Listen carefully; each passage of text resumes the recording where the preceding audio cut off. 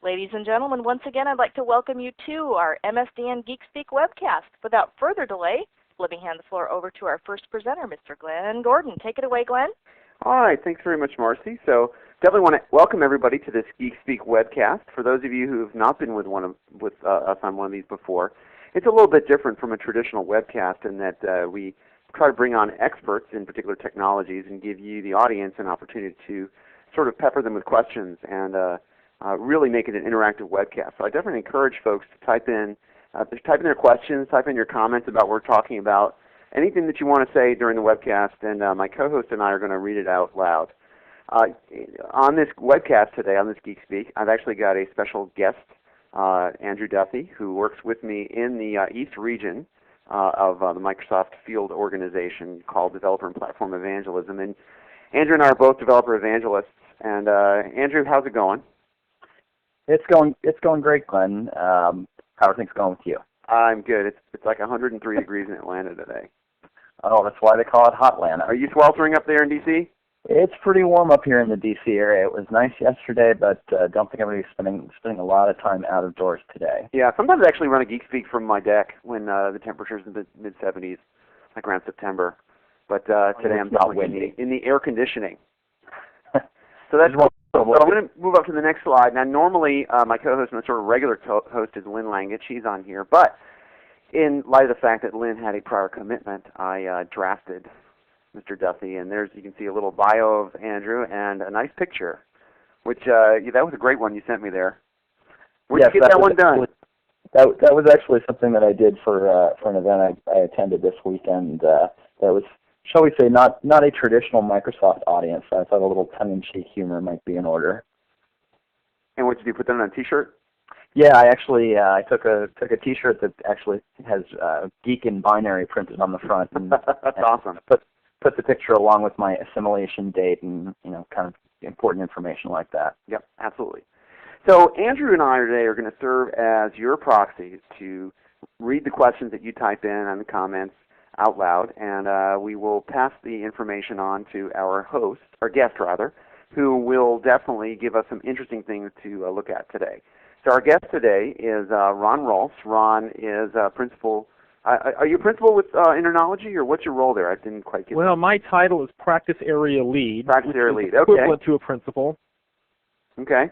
And Ron's got a lot of background with SharePoint, and also you've got some great connections with user groups. So why don't you give us a brief background on yourself and how you got interested in SharePoint and technology and that sort of thing.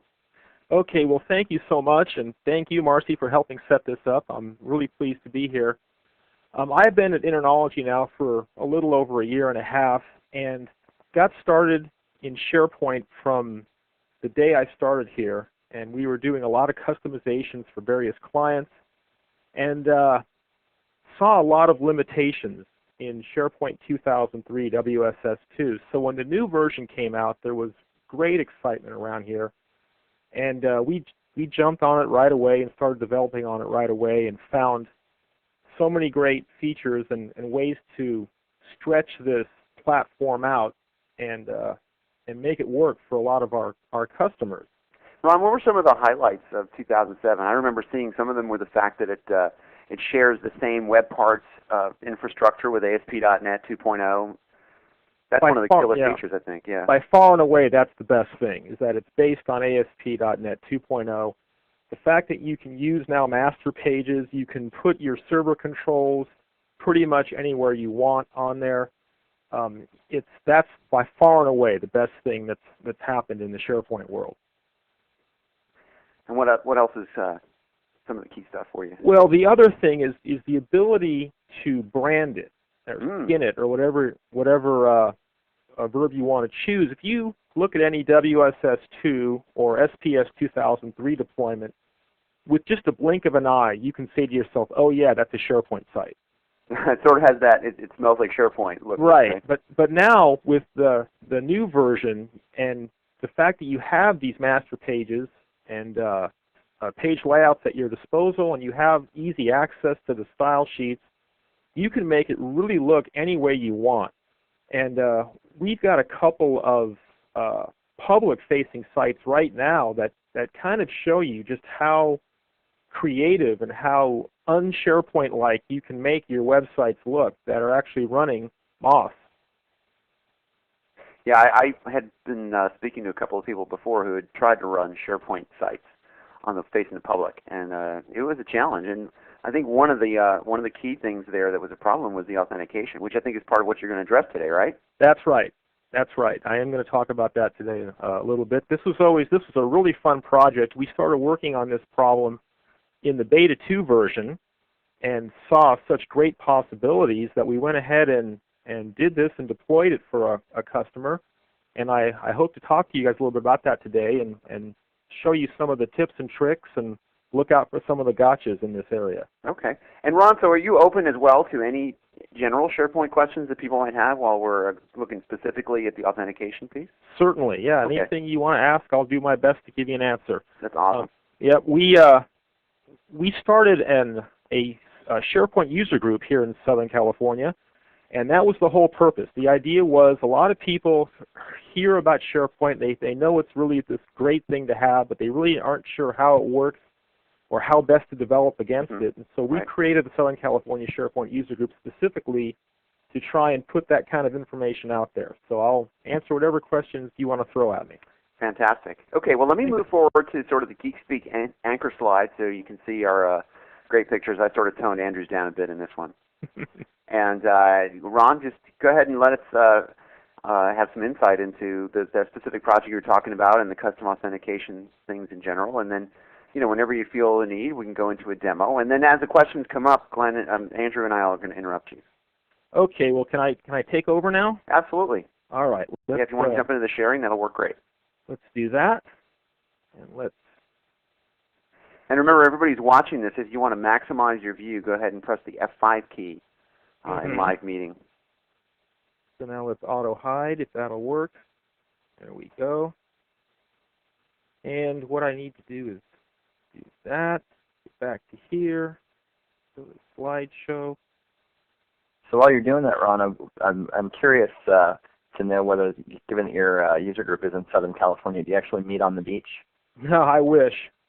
I wish. I need a really powerful projector so I can have that kind of outdoor meeting thing and still be able to see all the slides. No, I heard you guys complaining about the weather. Believe me, it's beautiful here in Carlsbad. Oh, why is this not behaving? Well, it looks like the right slide deck?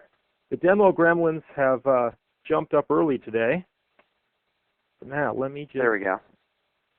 Ron, we're seeing your desktop, definitely. We're seeing your the slides, the additional slides that you wanted to speak to, but we're not seeing your VPC. That's because I'm not there yet.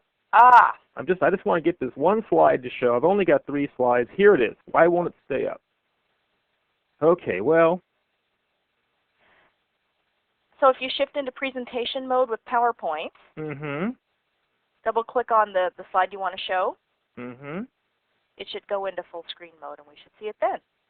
Well, yeah, just press Shift F5 right there. Should be in the operative word. Shift F5 there. Okay, now I'm back to here. That's the problem. All right, well, I'm going to start talking, even though you can't see the slide. Here's the thing we're trying to solve. Okay, now we see the SharePoint Enterprise. Beautiful. This is what we're trying to solve here. Let's say you're a company who has deployed a SharePoint site, and you use it for your internal business practices, your intranet, and yet you do business with customers and vendors and people who are outside your organization. How can you expose the same SharePoint information to these other groups of people? And on top of that, many of the people that we deal with run their companies using Active Directory, and some of these people who actually are in charge of the Active Directory, they're very protective of it. As I like to say, it's kind of like a lioness with her cubs, and they don't want to let external people into their AD. So the problem we're trying to solve is how can we expose our SharePoint portal to the outside world, to specific people, customers and partners and vendors and whatnot, and then have them authenticate, but not have to put them in your AD. So you don't have to manage those users going in and out of your Active Directory all the time. And that's what we're trying to solve here with this this demo. Gotcha. So the broader the audience that you need to reach, the less you can rely on Active Directory. That's correct, especially if it's dynamic. If you've Right. got vendors and customers coming and going on a weekly or even daily basis, how are you going to manage that? And that's what we're trying to, that's the pain point we're trying to alleviate here. Now, does that also make provisions for adding these new customer accounts and partner accounts and that sort of thing? Right. Part of my demo will show how that's done using the built-in ASP.NET 2.0 membership provider. Oh, cool. Awesome. Okay. All right, so let's proceed. And let me go back to my browser now. Okay, so it all starts out in the application management part of the central administration tool that comes with SharePoint 2007. Now, when you create a web application, and I'm going to go ahead and click that just to show you how this is done. And we will just create one here. I won't go through all the steps, but I'll show you the big points. When you go to create a web application, what SharePoint does for you is it will create a new IIS website. And this literally means it's going to create a folder in IIS, and it's going to build you a web.config file and give you all the plumbing you need to create your website. And so you fill in this part, and one of the things I want to talk about is for the specific application we're talking about, we want to input a host header. The name of the machine, the virtual machine we're currently looking at, is MOS RTM01, and if we don't put something in this host header, it will default to that name. Now that can be a problem later on in this process. So let's go ahead and give this thing a name. Since this is the default zone for the application, I go ahead and call it the default zone. You'll notice a lot of things automatically go in. We're going to expose this over port 80, so we'll go ahead and put that in. Notice our description automatically changes, our URL automatically changes. This becomes the URL that you're going to resolve DNS against. So when you send out your company, mycompany.com, out to the outside world, this is what you're going to resolve against. Then in here, we want a new application pool, and we have found that the best practice in this case is to give it a domain account that has high enough security credentials, high enough permissions to run SharePoint and talk to the database, of course, in here. We don't use any of these predefined accounts. We actually configure a special account on our system to run this application pool. So now, speaking of accounts, one of the questions that's come up is when you're using ASP.NET membership versus using Windows authentication, when you're using Forms authentication, do you need to have licenses or accountals for the people that are authenticating? No, you don't. You need a special, again, I'm not a licensing expert. My understanding is you need a special license to expose it over the internet. But for each person coming in, no, you don't.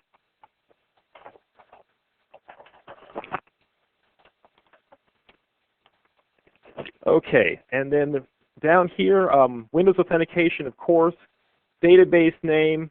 I generally like to give it the name of the zone we're using, and that's our content database. And then if I clicked OK, it would go ahead and create that web application. I'm going to cancel out and go back to this main application page and talk about extending a web application. So let's go to my web application list first to make sure that my Portal 80 is the one I've chosen. What I'm going to do now is I'm going to extend an existing web application. So again, we've created this web application. It has a site in IIS and it has a web.config, but we want to extend this to another zone. So we select the web application we are interested in. And now again, we're going over 80. We're going to call this one the Internet Zone. And we're going to give it a host header as well that corresponds to this zone. All right, and here's our URL. And in SharePoint, you are given access to 5 zones. The default zone you must use when you create your web application, and then you're given access to an internet, an intranet, an extranet, and a custom zone. And you can use each zone one and only one time. I've happened to have used up all my zones except custom in this case, since I prepared this demo to show intranet and internet. Okay. But normally this drop-down list, the first time through, would have 4 choices in it, or actually 5 choices with default grayed out.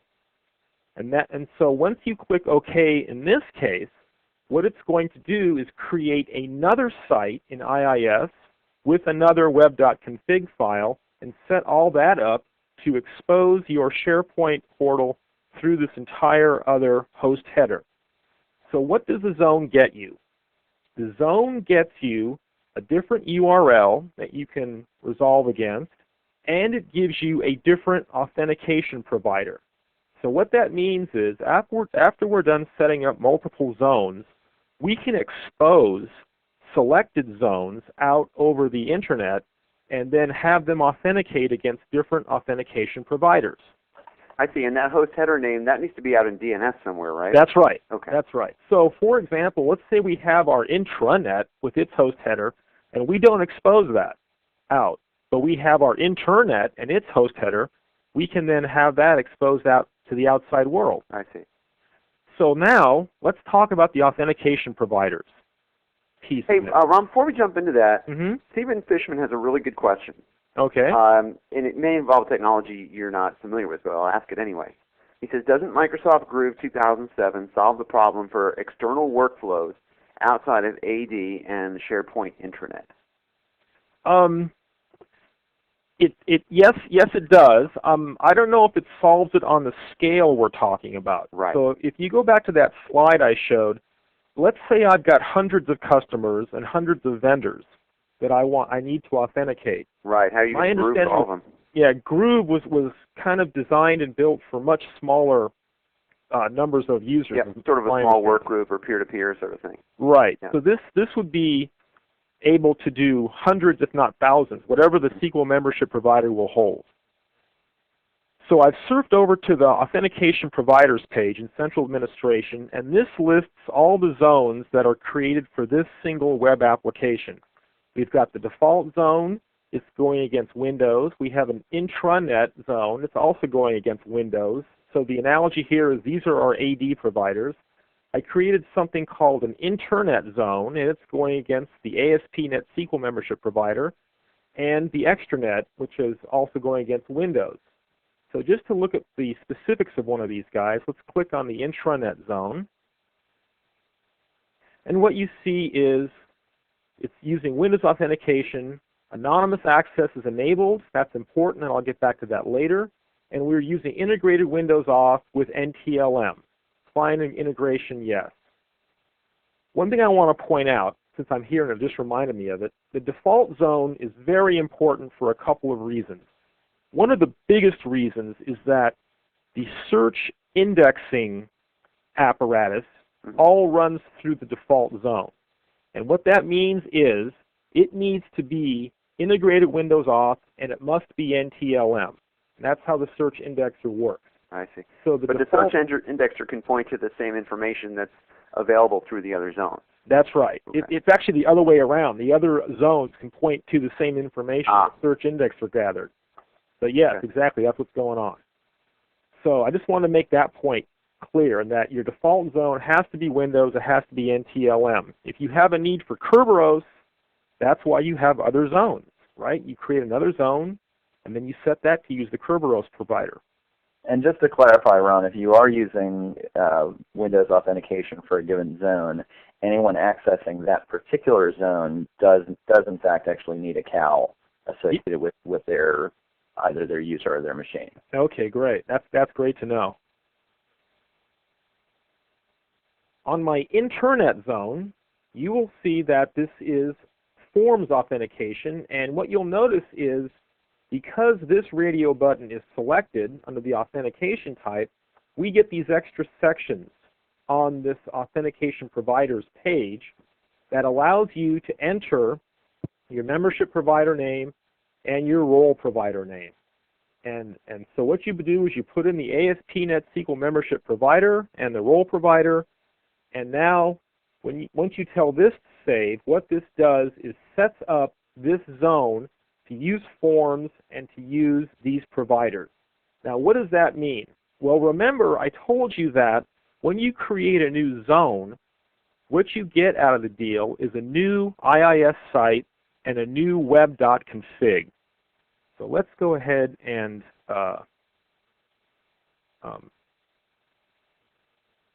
reduce this guy and go look at my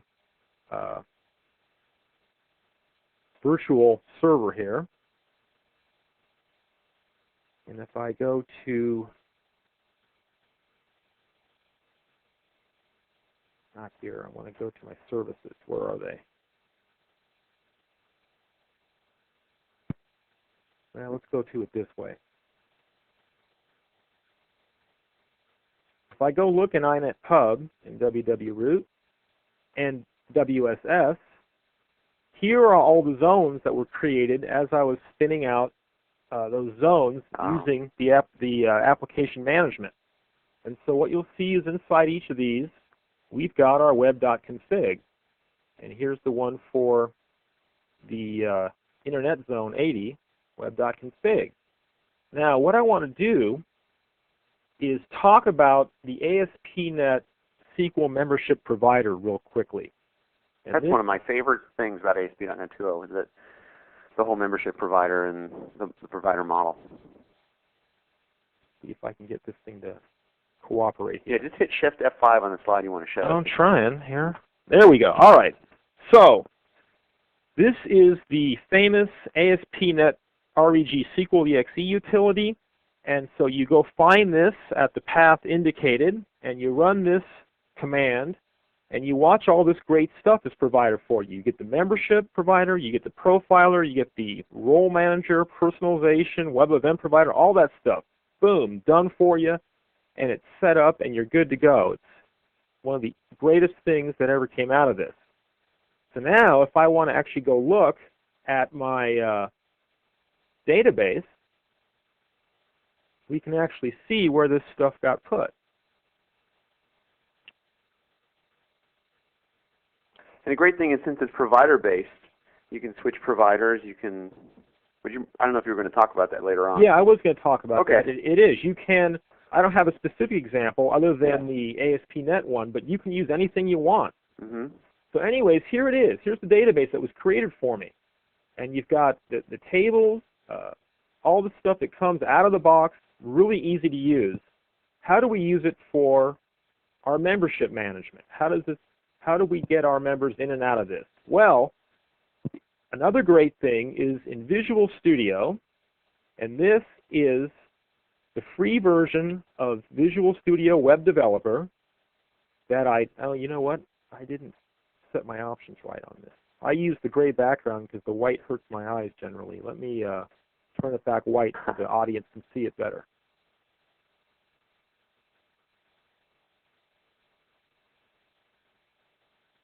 Come on, you can behave. There we go. I think I like the cyan better. The cyan. All right, here we go. So what I've done is I've created a web application that I called User Management. Okay, and created. It got its own web.config file, and one of the great things is this little tool right here. ASP.NET configuration. I'm not going to press it right now. I want to first talk about the web.config. So this is the web.config Visual Studio gives you when you set up your little application. And what you can do is put in the elements to your web.config that connect to the ASP.NET SQL membership provider database and the role provider. And here are those elements. You also can work on your connection strings. And people who have struggled with connection strings, and remote connection and this and that, this is the environment that you can develop all that stuff and make it work. So this little web.config file in ASP in Visual Studio Web Developer sets that up for you. So now, when I click this button, what it does is it opens up this web application for me on the server, and this is the ASP.NET Website Administration Tool. This thing also, whoever thought up of this thing and developed this thing deserves a medal. This is one of the handiest things ever. This allows us to look at our users. Now let me get my, oh, the tool's timed out. All right, well, let's get back into this. Or maybe I should just close the whole thing and restart. Can you just refresh it, F5, or is it? Yeah, I thought I could. Nope, I may have to close it out and restart it. No biggie. We'll close it out, and we'll go back to here, and we'll restart it. So one of the things I want to point out while we're waiting for that to happen is that for security reasons, the website administration tool is really only available when you're browsing from the local machine. Yeah, that's important. That's correct. That's right. It's really critical to understand, because if you're, for example, one of the sites that I maintain, I actually develop using the FTP feature of Visual Web Developer, which allows you to actually save your changes directly over an FTP link, which is very convenient, but it doesn't provide access to the website administration tool. You can, of course, use the membership APIs to effectively build your own version of the website administration tool, but then you're responsible for securing that connection to the servers. And right. Obviously, when you're dealing with user accounts and stuff like that, you got to be kind of careful about it. Right. Yeah. So, and to that point, if you want to use this tool, and I highly recommend it, and you don't want to put a full install of Visual Studio on your server, you can go ahead and just download the light version of this, the free version of this, and you still get full access to it. And that's what I've done here. So as you can see on the Security tab, I've already got 7 users in here, and this is how one can manage the users. And by the way, while you're talking about that, that's one of the link to download Visual Web Developer Express. That's one of the links that we're going to be collecting as we go through this geekSpeak, and posting it to the geekSpeak blog as a follow-up. So, if there are other articles or blogs that come up as we're going through these demos or in response to people's questions, we'll gather those. And everybody who's attending this webcast, you can just visit the geekSpeak blog. We'll have a URL for that towards the end of the webcast, so you'll be able to see the resources and links there. Okay, great. So as you see, I've got 7 users in here, and if you look at the names, I chose them on purpose. So I've got a couple members, I've got a couple visitors, I've got a couple owners, and I've got something called an SC owner. That's a site collection owner. And that brings me back to another point I want to make. So this application will not work, and it clearly will not work on the Security tab unless the elements in your web.config are correct. You can't even get to this tab and connect to your database unless you have everything, all your ducks in a row, here in your web.config file. So it's a great development tool. You can do all your development here to get connected, but once you have this done, then you have your connection string, you have these things set up the way you need them, then you need to go and paste them into your web.config files here in inetpub. So what I'll do is show you this. Here is my Internet Zone 80. If I open this with Web Developer Express, here is the web.config you get from SharePoint, and we can scroll down, and here's my connection string copied out of that development web.config and pasted into here. And then down here is the membership and role provider tags that are just copied out of that web.config and pasted into here. So people who've done this kind of stuff before know that you've got to be very careful, because any type of fat-fingered or mistyping or syntax error It starts throwing errors, and you don't know what caused them. Right. So the best development path is to do this in the Visual Studio Express using that config tool. Make sure it works then, and then just paste it directly into here. So yeah, go ahead. That's a really good point, because the one of the new features of Visual Studio 2005 is IntelliSense within web.config, but there's still really no there's no substitute for using the website configuration tool in terms of making it easy to get this set up and working properly. Right. One of the things I've seen run into quite frequently, however, is that the default provider for the backend data for authentication is usually SQL Server Express. And one thing I've seen is that there are certain characters that SQL Express doesn't like to have in a database path. So if you run into issues with your the website configuration tool complaining that it doesn't like the path, check and make sure that you haven't created your application within a file path that has illegal characters. I think that includes dots. I think it also includes quotes. I think there's a third type of character, but I'm not recalling off the top of my head what that character is.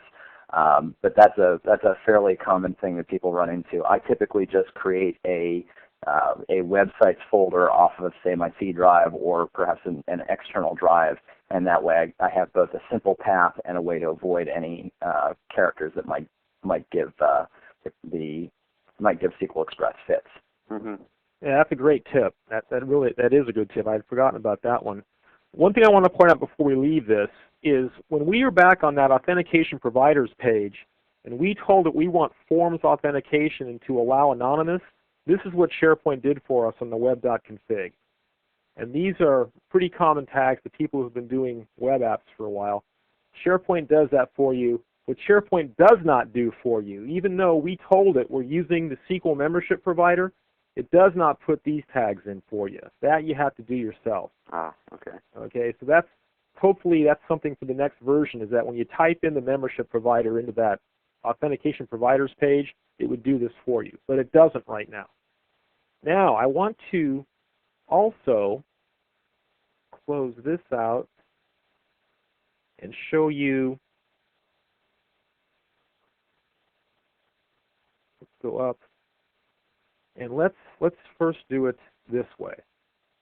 I want to go back to here, and I want to go back to Central Administration again and talk about something else, and that is this. People who've worked with SharePoint know that the Site Collection Administrator is a very important role to have in your web application. And one of the things you need to do is when you go to forms authentication against a different membership provider, you need to get a Site Collection Administrator that authenticates against that membership provider. So let's go look here, and you will notice that this central administration application actually recognizes both the administrator, my local box, or this would be the AD account that we talked about, and it recognizes this Forms SC owner user. Well, how did it do that? Well, the reason the central administration application recognized that guy is that we also put it in here, in this web.config. So I'm going to open that up and show you that sure enough, the same connection string and the same authentication provider tags were put into the web.config for your central administration. However, here is a gotcha. The central administration will not work with the role provider. It will only work with the membership provider. And so here, at this point, you can only put in membership here and not the role provider. But what that gives you is the ability, whoops, let me go back to, not here. So now, Ron, while you're looking, those accounts that were created within your website configuration tool, were those automatically created by SharePoint, or did you create those by hand? I created those by hand, and I chose those names on purpose because we're going to show later that these guys, members, owners, and visitors, are going to map directly to the SharePoint member, owner, and visitor group. And so I created 2 examples manually to map to each of those groups. Okay, so before I leave this, I want to make sure I drive this point home. In order to get a site collection administrator who will recognize your alternative authentication provider, you need to put those tags in the central admin web.config, and then it will be recognized here on this screen as a site collection administrator. So that's really the heart of it. That's really how it works and how you get it set up.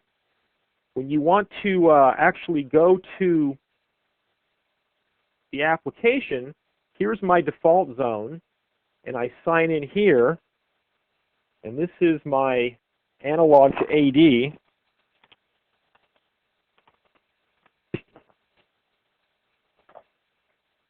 And now I'm signed in as Welcome Administrator. And if I go to here, this is the Internet zone.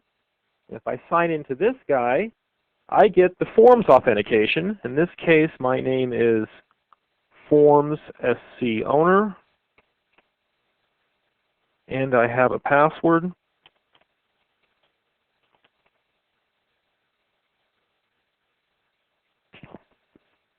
And now I'm in as a site collection owner through this zone. Okay, now you may have noticed that that login page was rather ugly, and that is the default login page that you get. Let me go back to not this one. I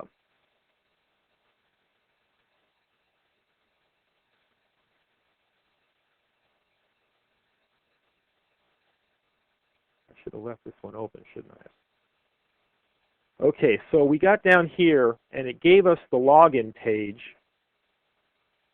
This is what it gives you by default.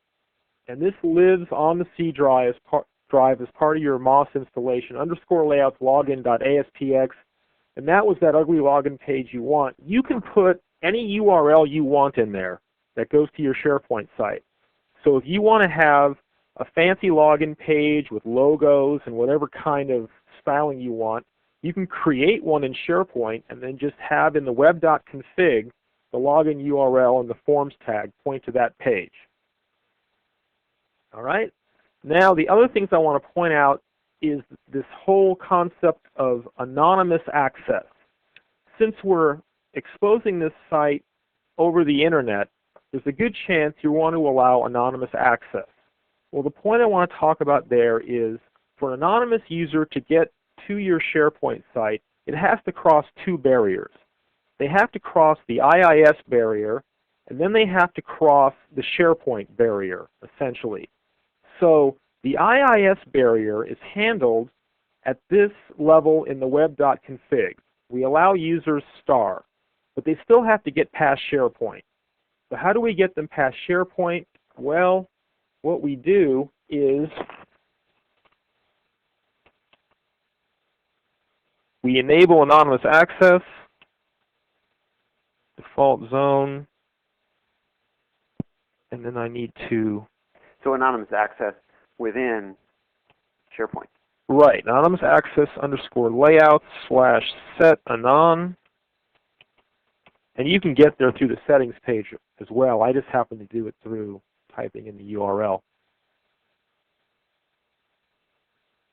I just want to, while it's coming up, I just want to remind everybody in the audience to keep sending in those questions. Anything that you need clarified that you're seeing, or if it sparks your ideas of what you might want to do on your own SharePoint sites, or if you have any other SharePoint questions that are not related to this, we'll sort of queue those up and ask Ron when we have some more time at the end of the geekSpeak.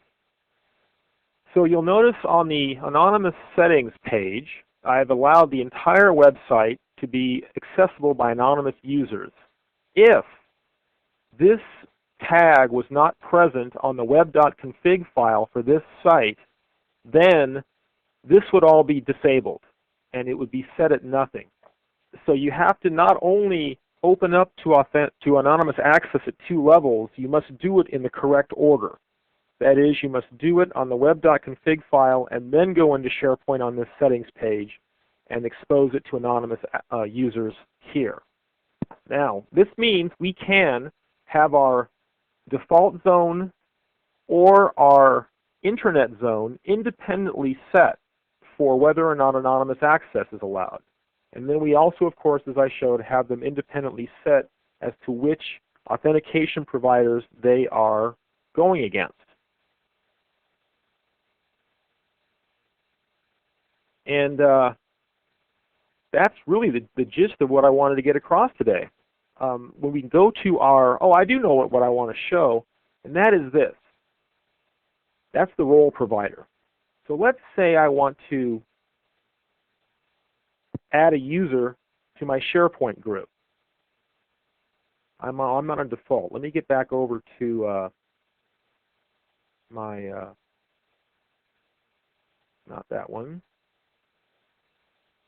I need to get to my internet zone.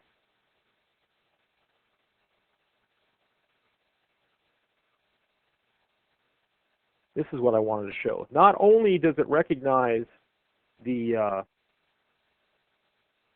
members of your authentication provider, will also recognize the roles.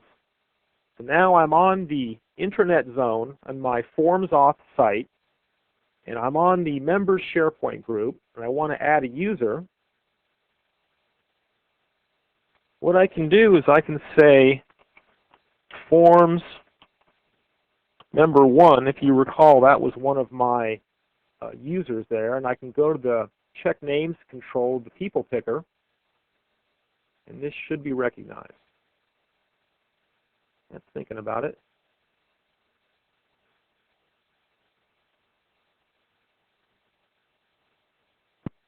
There. Okay, so, but the other thing I want to point out is, and I'll make sure I get the name right, if we go back to here, I want to look at the roles.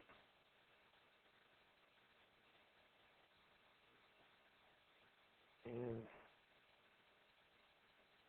members, okay, so those are my roles. So I can now say, for example, visitors, which is a role, not a user. And that should be recognized as well. Come on, let's do it. There.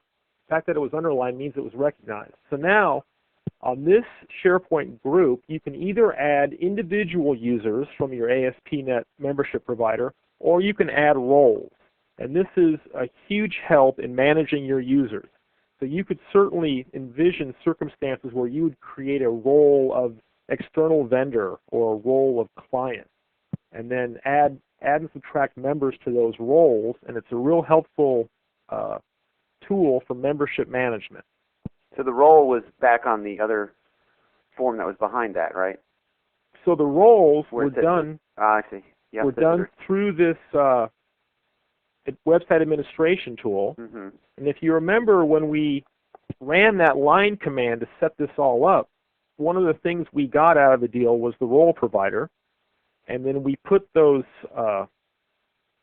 elements into the web.config so it would recognize that role provider into the SharePoint web.config, and therefore it's now surfaced here.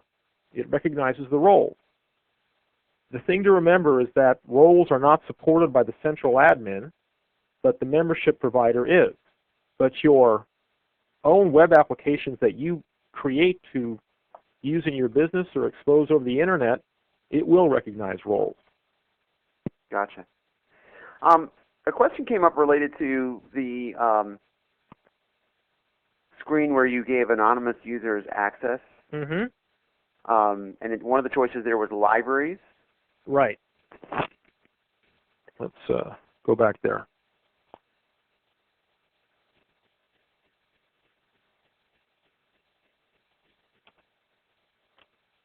And there's also some great questions in the queue we're going to get to as well. So. Okay.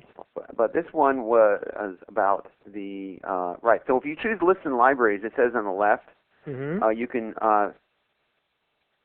anonymous users can view and change items only for those lists and libraries that have enabled permissions for anonymous users. Mm-hmm. So where would you see that? You'd have to go into the individual list in a library and say that this one is anonymous, or is it, or all of them allow anonymous by default? So if you remember, SharePoint security is done in a top-down hierarchical fashion. And the way you want to set it up is you want to have the most accessible stuff at the top of your pyramid and the most secured stuff towards the bottom of your pyramid. Right, okay. So if I want to have, for example, 2 lists in a given site, one anonymous and one not, you'd want to open up the site to anonymous, and then the list would automatically get that permission, but then you could set unique permissions for one of your lists and turn off anonymous. Okay, so the default for a list is anonymous is allowed. Well, the default is its host site. Oh, I see. Okay. So when you there's a thing in settings called unique permissions, and the slang is it's called breaking permissions. And what you can do is you can go and set unique permissions to any object in SharePoint down to the list item level. So the default is to inherit the permissions of your host or your parent, for that lack of a better word. But you can always break permissions and set them independently for each object. Okay, so another question that's come up in the queue is regarding the central admin web.config. Is the provider that's in that web.config, is that registered but not used, or is that inheriting from someplace else? Can you go back to that and just answer that again to the question? The answer is that it's registered and used. Let me see if I have this one. So I registered. Do you mean this bit here? Wait, where's the... Are you talking about the strong name? Is that what you mean by registering? The question in the queue didn't get into quite that level of depth. Well, maybe you better repeat the question for me then, because I lost it.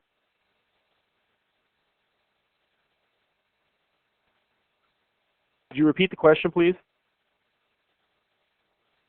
Uh-oh. Okay. Well, I don't have it. I don't have it listed in the queue anymore because I marked it off. I'm sorry to hear that. But basically, the gist. Okay, I have it here. Okay.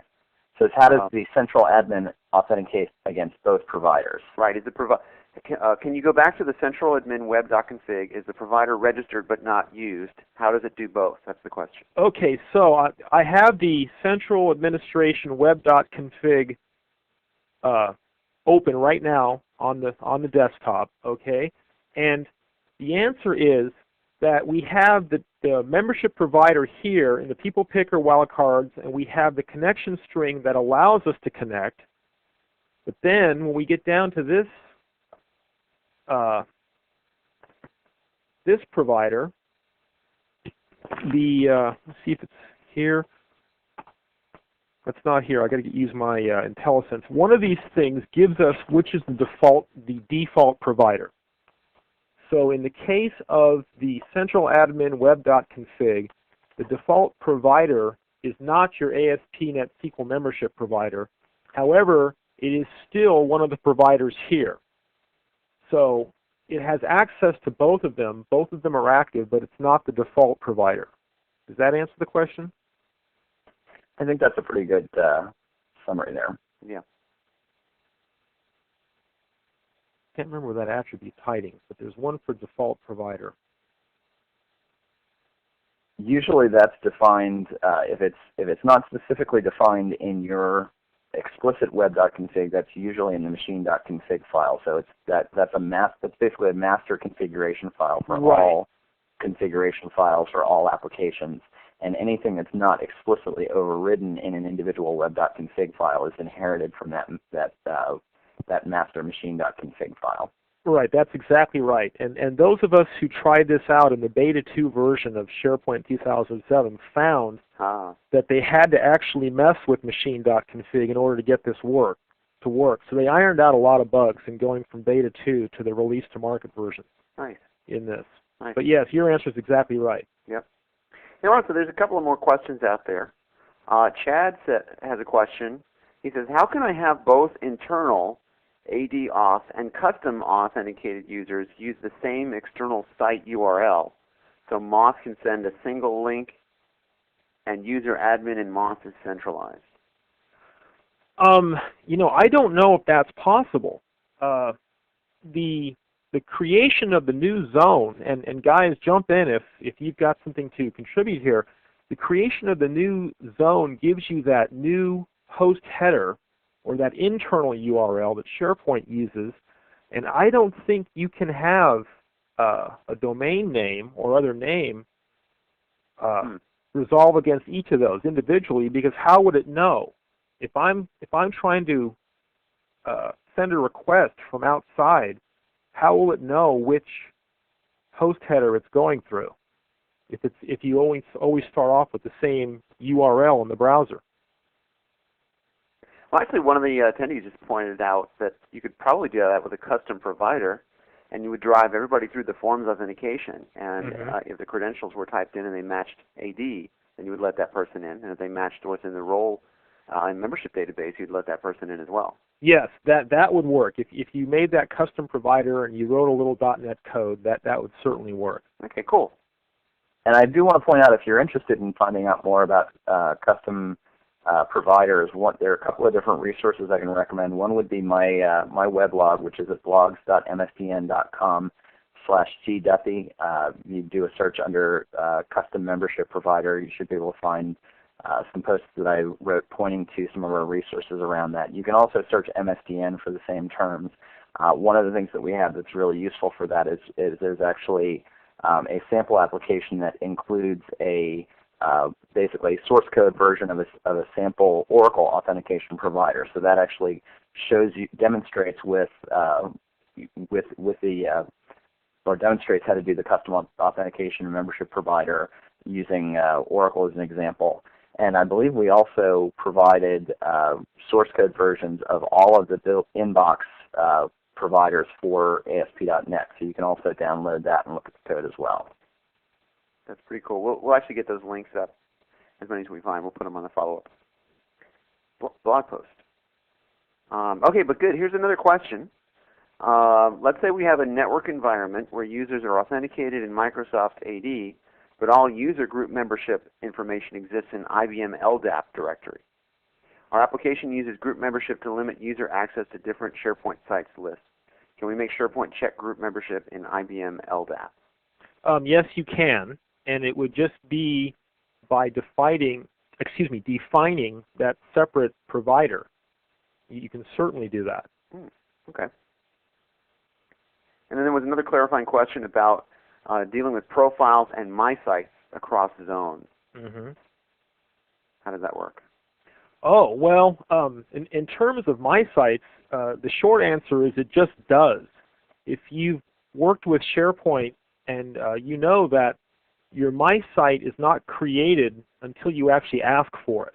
You click on the My Site. If you haven't done that before, then it says, please wait while we create your My Site. And it just works automatically out of the box. That to me was a great thing to learn. Cool. Okay. Good. So what else did you want to highlight for us in this virtual PC we're looking at here?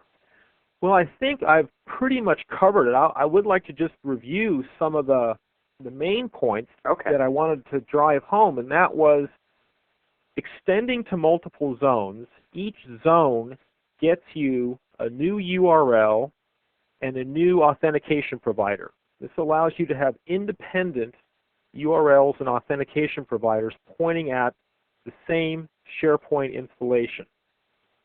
It's very, very simple to use the ASP.NET membership provider by just running that simple command line and using the